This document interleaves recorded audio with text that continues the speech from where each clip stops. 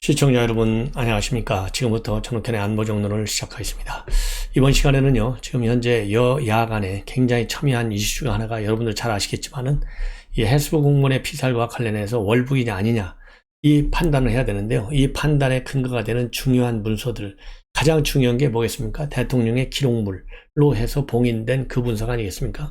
이거를 공개하냐 마냐를 두고 지금 여야 간에 첨예하게 대립이 되고 있어요. 그런데 오늘 우리 여당에서요, 대대적으로 이제 TF를 가동하면서 대통령 기록물을 빨리 공개하자 이렇게 요청을 했고요.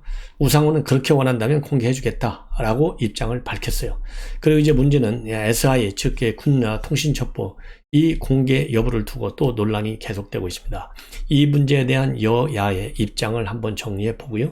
그리고 이제 권성동 지금 원내대표가 이번에 이제 배현진과 이준석 간의 갈등이 이제 폭발하면서 내용이 심화되고 있습니다. 그러다 보니까 나름대로 정신을 바짝 차려야 되겠다라는 입장의 이 경고 메시지를 내놨습니다. 그리고요, 이 최광욱 징계를 받으니까 지금 안민석 쪽에서 이게 최고의 이 공격수인데 말하자면 손흥민 선수 빼는 거나 마찬가지다. 그래서 지금 이 비판을 받고 있어요.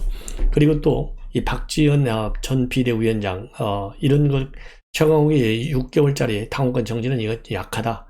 그러면서요, 2차 가해를 하는 사람들도 책임을 져야 되는 거 아니냐. 그리고 철호맨을 해산하라. 이렇게 강한 입장을 여전히 고수하고 있는데요. 이 박지원 전 비대위원장을 징계하자 서명 운동이 벌어지고 있고요.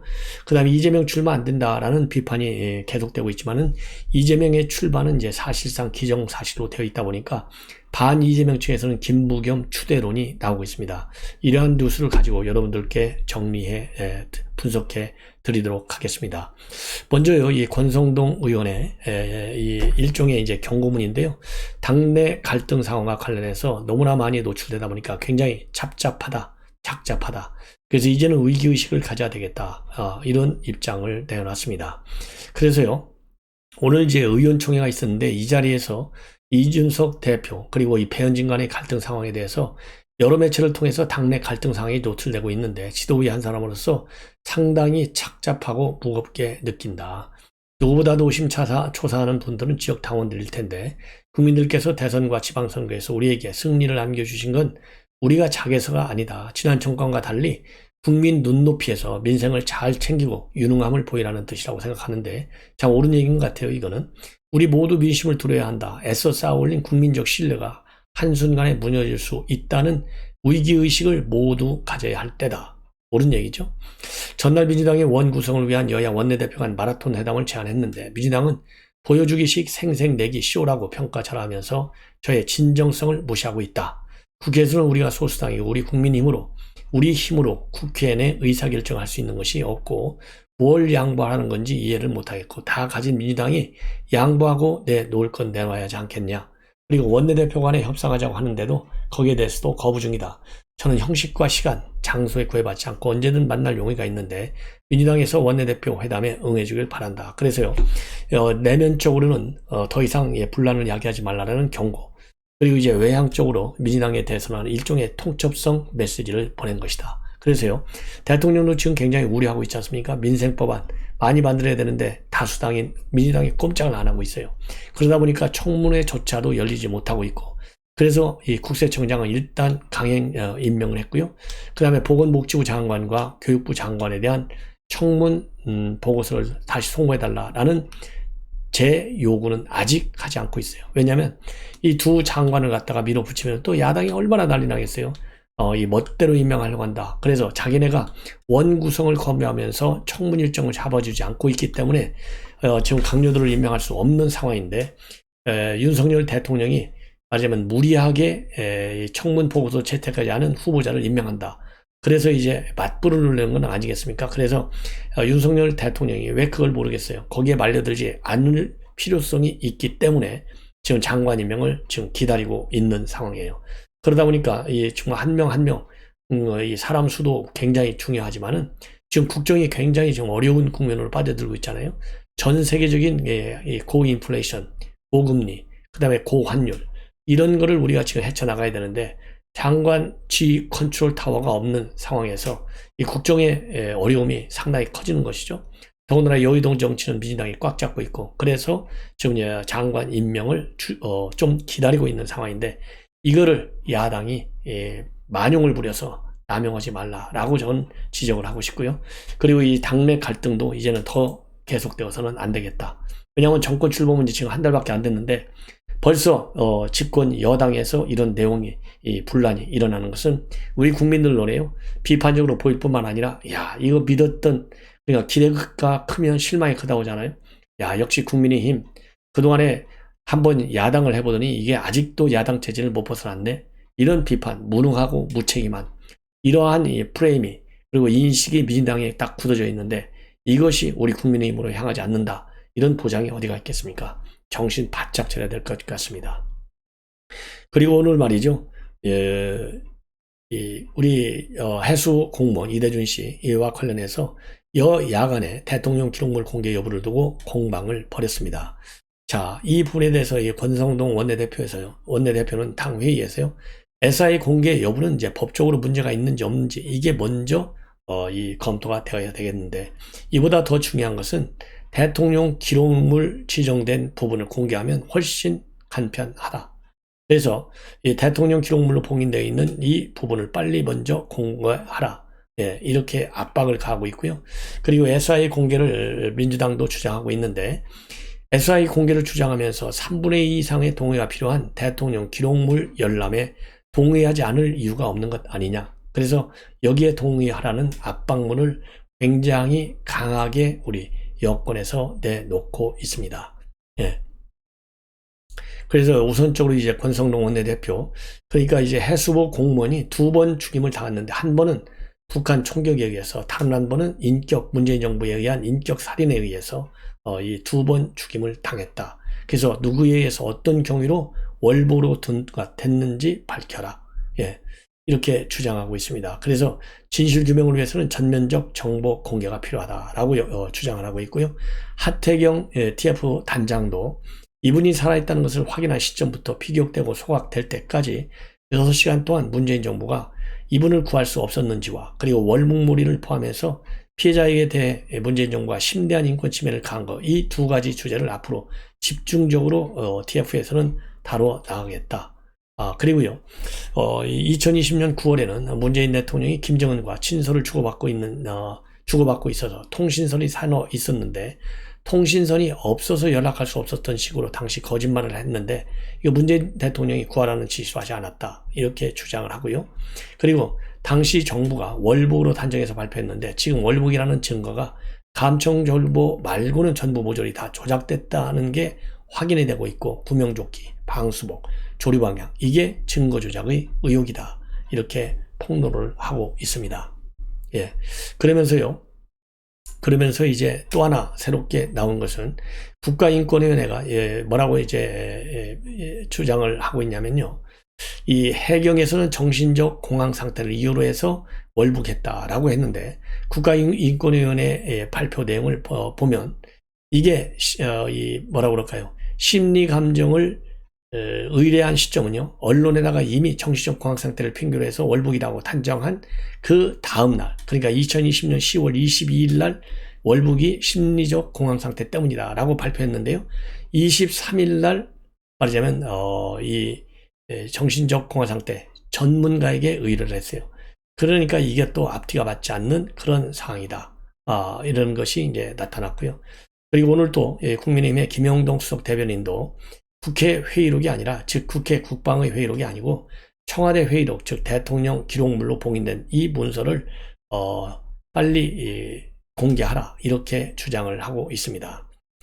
그래서 지금 현재 비공개 정보가 이제 딱 두 가지로 압축이 되잖아요. 하나는 청와대 회의록, 대통령 기록물이죠. 그 다음에는 이제 SI 정보 딱 두 개인데, 이 SI 정보의 경우에는 이제 통신 감청 정보이기 때문에 우리가 독자적으로 입수한 정보고, 민주당이 합의만 해주면 같이 열람하면 되는 것이고, 영상 정보는 미군 협조가 필요한데 여기에 시신 조각이 나온다. 그러면서요, 지금 하태경 의원의 경우에는 비공개 정보 두 가지를 어떻게 다뤄 나갈 것인지 민주당도 입장을 밝혀라, 이렇게 촉구를 하고 있는 상황입니다. 이러한 우리 여당의 요청과 주장, 그리고 이 비판에 대해서 우상호 비대위원장 오늘 뭐라고 입장을 내놨냐면요. 원론적 입장에서 우리 여당의 요청 피하지 않겠다. 예. 그런데 문제는 이러한 모습이 국민에게 좋은 평가를 받겠냐? 공개 여부를 갖고서 정쟁을 일삼겠다고 한다면 공개를 못할 이유가 없다. 그러면서도요. 끊임없이 전임 대통령을 물고 늘어져서 무슨 이득을 보겠다는 것인지, 그리고 이런 식의 국정 운영이 과연 여당이 취할 태도냐, 정략적 의도가 다 보이지 않느냐, 여당의 모습이 개탄스럽다. 무슨 자료든 공개를 하자고 하면 다 하겠고 안 할 게 뭐가 있느냐, 이렇게 반문하고요. 다만 그런 행동 다 부메랑이 여당으로 돌아갈 것이고, 이런 방식으로 정쟁을 유발하고 국민의 관심을 민생이 아닌 다른 쪽으로 돌려보려고 하는 정략적 의도, 여당의 태도로 온당한지에 대한 국민 심판이 내려질 것이다. 이렇게 비판을 했는데요. 자, 제가 보기에는요, 이 비판은 지금 누구한테 가고 있느냐? 바로 민주당한테 가고 있어요. 정략적으로 꼼수를 부려서 피하려고 하는 이 야당의 무책임, 그리고 이 핑계, 이거를 국민들이 심판할 것이다. 저는 그런 식으로 생각을 합니다. 아마도 여러분들도 마찬가지일 거예요. 그러면서 여당이 됐으면 여당답게 진지하게 국가 운영을 책임감을 갖고 해야 한다. 전임 대통령을 공격하기 위한 빌미를 이런저런 방식으로 만들어 보려고 하는 때도 바람직하지 않다. 예. 그러니까 결국은 문재인 대통령 감싸려고 이러한 꼼수 비판을 하는 거예요. 그리고 윤석열 대통령이 SI 감축 공개는 이제 간단하지 않다, 이렇게 얘기를 했잖아요. 이거와 관련해서 권성동 원내대표는 이제 공개하라라고 하는데 두 분의 의견이 다른 것 아니냐, 이렇게 또 반박을 하고 있습니다. 예. 자, 그래서 말이죠. 지금 뭐라 그럴까요? 지금 우상호 위원장의 이 비판은 결국 본인을 향한 비판이다, 이렇게 판단이 되고요. 우상호 비대위원장 참 보면 뭐 3선 4선 되는데 4선쯤 되죠. 과연 4선 의원의 관록과 경험과 그리고 이 노련미가 있는지 참 의심이 되는 대목이 아닌가, 이렇게 생각이 들고, 지금 오늘 새롭게 나타난 것 중에 하나는요.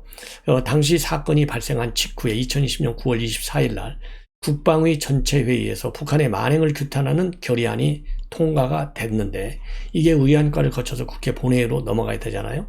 의안과로 넘어가고 나서 국회 본회의로는 넘어가지 않았다. 이게 얼마나 정말 지금 이제 야당, 당시 여당의 무책임이냐, 이런 것들이 이제 보도가 되고 있어요. 왜 그러냐, 그러니까요. 여야가 합의로 국방위에서 이 결의안을 채택해 놓고서 여당이, 당시 민주당이 말이죠, 이걸 뜯어 고치려고 하다가 결국 본회의로 안 넘겼어요.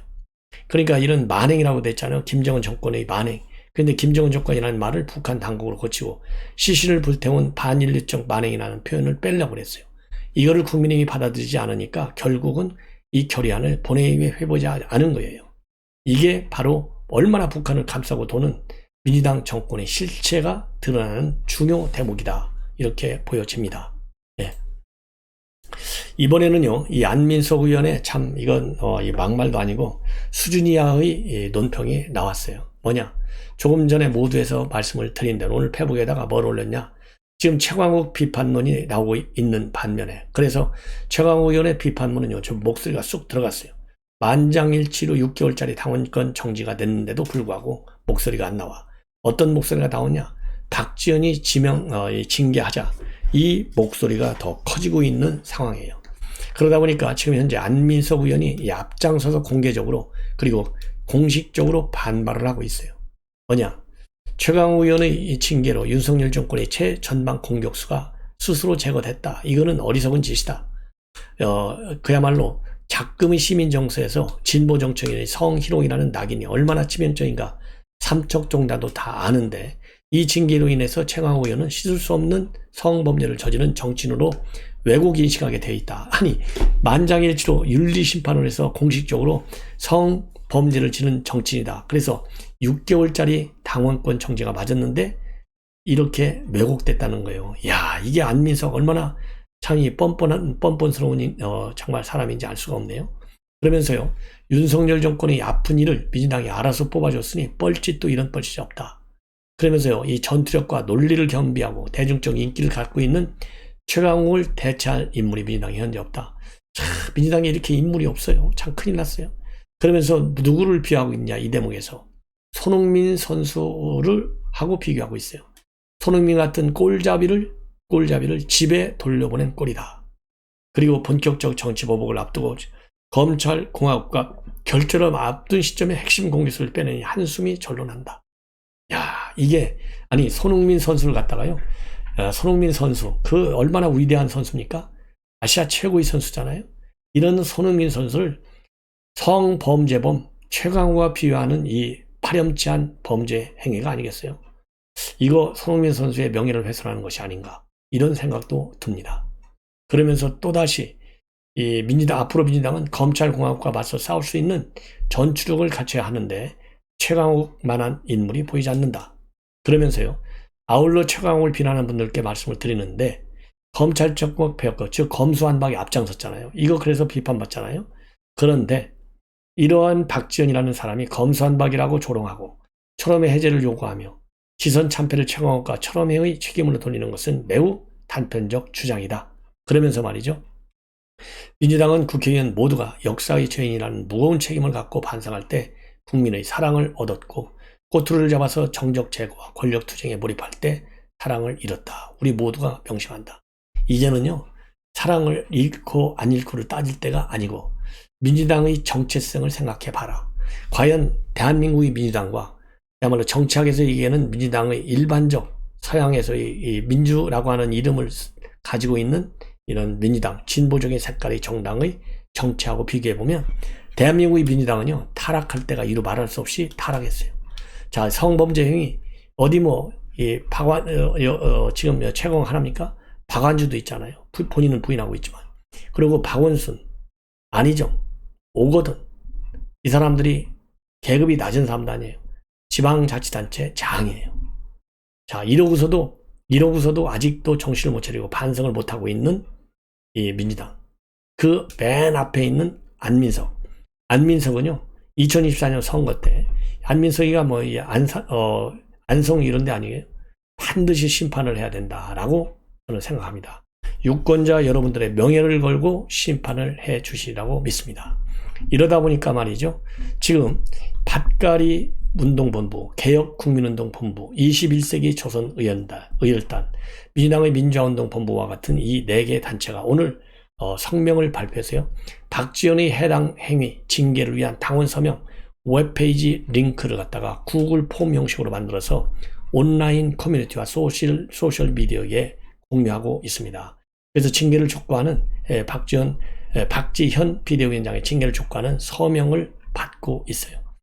야, 이 정도가 되면 이제는 민주당이 갈 때까지 간 거 아니겠습니까? 네. 왜냐? 박지원 전 비대위원장이요. 최강욱의 징계를 주도했고 당내 철험의 해체를 주장했다는 게 이유입니다. 기가 막히지 않아요? 그 다음에 이번에는요. 이 김부겸 전 국무총리죠. 김부겸 국무총리를 이재명의 대항마로 내세워야 되겠다. 라는 지금 이 당내 분위기가 있다고 합니다. 여러분들 아시다시피 최근에요. 여론조사에서 이재명 다음으로 지금 당대표 적임자에 김부겸 총리가 랭크되어 있어요. 그래서 김부겸 총리는 이제 총리직을 끝으로 해서 30년 넘게 했던 정치인과 공직자로서의 여정도 마무리하겠다. 그러면서 사실상의 정계 은퇴를 선언했어요. 자, 그럼에도 불구하고요. 지금 이재명에 대적할 경쟁자가 없다 보니까 친문계 측에서 그러니까 이제 반명계 측에서 말이죠. 지금 김부겸 전 총리를 취재하자 이러한 움직임이 나오고 있다고 하고 김부겸 전 총리는요. 일체 나오지 않겠다. 나오지도 않고 출마하지도 않겠다. 이러한 입장을 내놓는 것 같습니다. 그러면서요. 이 김부겸 전 총리의 측근인 정국교 전 의원은 페북에서 민주당 당대표 여론조사 기사가 나오고 나서 이 김 전 총리의 대표 출마 움직임을 묻는 전화를 자주 받는데 김 전 총리는 퇴임사에서 이미 갈등과 분열, 대립이 극심한 상태에서 물러나겠다는 입장을 밝혔다. 당 대표에 나서는 일도 없을 것이다. 이렇게 입장을 밝혔고 그리고 친명계에서는요. 김 전 총리의 출마는 본인이 선택할 문제이지만 실제로 원하는지는 의문이다. 그리고 이 의원이 압도적 지지를 얻자 이 의원을 피토하는 쪽에서 이 김부겸 전 총리를 대안으로 제시하는 것 같은데 출마도 추대도 김 전 총리가 원하는 게 아닌 것으로 안다. 그래서요. 사실상 김부겸 총리한테 나오지 마. 이렇게 지금 압박을 가하고 있는 그런 상황이다. 이렇게 결론이 내집니다. 시청자 여러분, 이것으로 본 방송을 마치고요. 잠시 후에 심야 방송 일부를 전해드리겠습니다. 많은 시청을 부탁드립니다. 대단히 감사합니다.